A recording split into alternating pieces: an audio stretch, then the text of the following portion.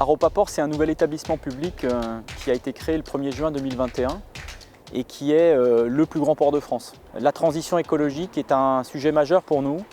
On est le 3e émetteur de CO2 industriel en France avec plus de 9 millions de tonnes de CO2, ce qui représente plus de 15% du CO2 émis en France. Ça, c'est pour la partie industrielle. Pour la partie maritime, il y a un deuxième enjeu, c'est effectivement les plus grands navires du monde. Ils arrivent ici, les plus grands vraquiers à destination des céréales arrivent à Rouen.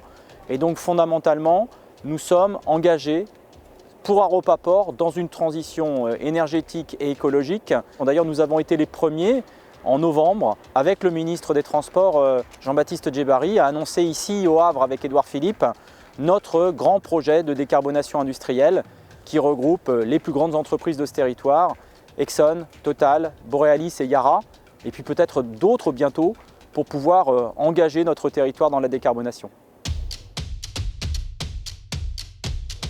Alors on est cet après-midi sur le quai Southampton, ici au Havre. Puis on est entouré par des navires qui sortent en ce moment de l'espace portuaire. Parmi ces navires, on a une drague au GNL, drague du GIE Dragage, qui est une des 2 seules dragues en France à fonctionner au GNL. Les nouveaux carburants sont un enjeu, carburants moins émissifs pour les ports, pour l'environnement. Quand on arrive dans un port, on a envie effectivement de ne pas voir de fumée noire qui s'échappe des cheminées des navires.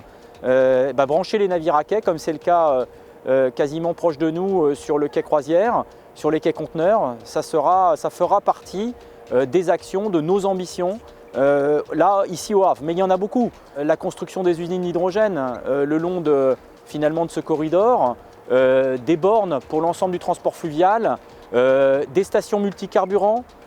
Voilà, les projets sont extrêmement nombreux, on couvre un territoire très très vaste. On a cette transition écologique, cette décarbonation chevillée au corps de notre projet. On sait qu'on a à peu près 3,5 millions de tonnes captables à court terme. Donc si on commence à venir capter ces premières tonnes, ça sera un premier pas. Après, on a toute la limitation des émissions qui viennent des navires. Dès lors qu'on aura des branchements à quai sur les navires de croisière, par exemple, et ça sera fait avant 2025, là on sera dans le zéro émission. Et puis notre réseau de 78 bornes bornéo le long de la Seine, c'est aussi des limitations d'émissions, puisque quand les navires sont à quai, les bateaux, alors cette fois-ci les bateaux fluviaux sont à quai, on a zéro émission dès lors qu'ils sont branchés.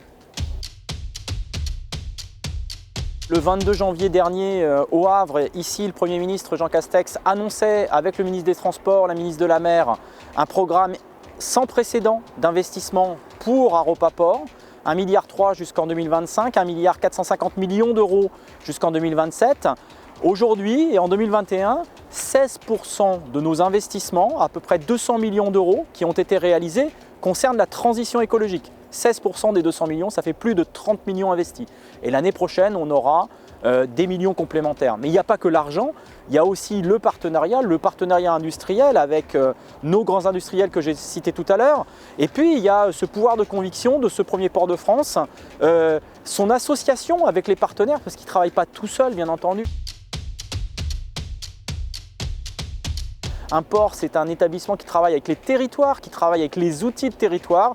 Et dans les outils de territoire, on a les agences d'urbanisme rassemblées qui vont pouvoir nous aider, nous appuyer dans la connaissance des territoires et dans de nouvelles politiques que nous mettrons ensemble en place. Les agences d'urbanisme, c'est un outil de connaissance, c'est un outil de planification et on sait très bien que la planification, elle est majeure dans l'équipement d'un territoire, dans sa transformation. Il n'y a pas que les agences, il y a beaucoup d'organismes avec lesquels nous travaillons. Nous avons de multiples collaborations et on en a dans le domaine de la multimodalité.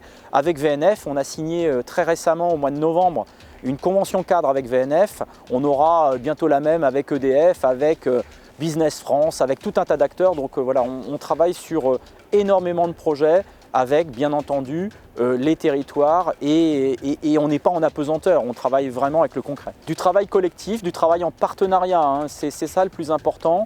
On a besoin d'être les pieds dans le territoire.